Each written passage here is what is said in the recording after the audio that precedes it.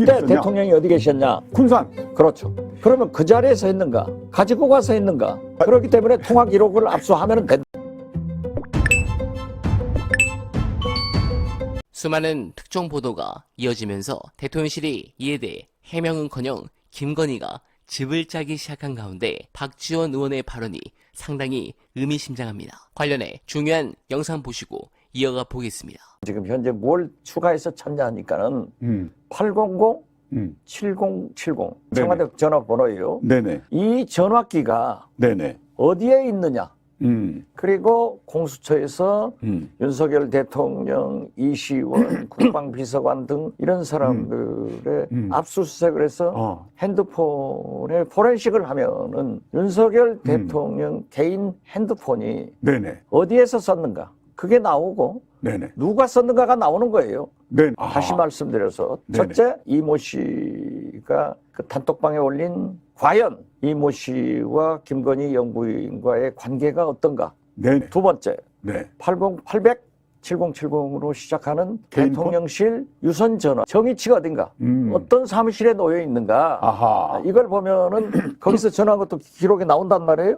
그러면 대통령의 정의치가 밝혀지는 거예요. 그 시간에 대통령께서 그때는 새만금도 가셨다, 저도 휴가도 가셨다 이런 게 나오잖아요. 네네. 그러니까 그게 나오고 네네. 세 번째로 대통령 개인 핸드폰에 발신지가 나오면은 누가 썼는가? 대통령 동선과 맞춰본다. 이 세 가지를 우리는 지금 추적하고 있다. 그때 대통령이 어디 계셨냐? 군산 새만금 컨벤션. 그렇죠.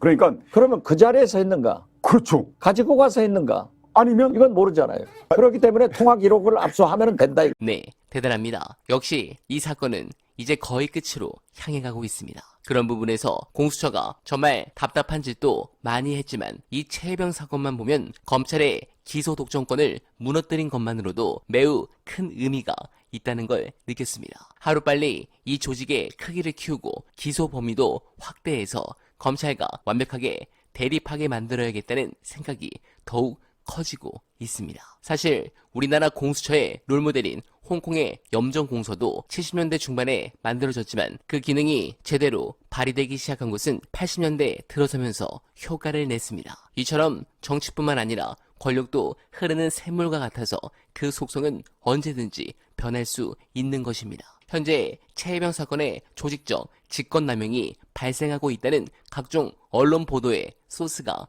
어디서 나왔겠습니까? 저는 90%가 그 사건을 수사하고 있는 공수처에서 나왔을 가능성이 매우 크다고 봅니다. 물론 이는 검찰이 잘 쓰는 방식이지만 공수처도 그 노하우를 제대로 활용하는 것이고 결국 수사 동력이 이어진 배경이 되었습니다. 차후에 인원이나 또는 기소 문제 때문에 결국 최혜병 사건은 결국은 특검으로 가겠지만 그 전에 공수처가 충분한 수사를 해서 특검이 잘 마무리하기를 바랍니다. 그래서 공수처의 존재의 이유를 제대로 국민들에게 각인시켜주면 좋겠습니다. 단순하게 공수처가 잘하고 검찰이 나쁘다라는 취지가 아닙니다. 권력에 대한 균형과 견제라는 측면에서 독점은 아주 나쁜 폐해가 반드시 발생한다는 것을 이번 기회에 증명했으면 합니다. 그래서 윤석열 때문에 결국 검찰이 대한민국 역사에서 문을 닫는 그날을 간절하게 희망하며 관련해 중요한 영상 안내드리며 이만 인사드리겠습니다. 이정호 정도가 아닙니다. 저거보다 더 내밀한 사이, 더 가까운 사이에 모 인사가 매우 강력하게 토리와 접촉을 해서 대통령한테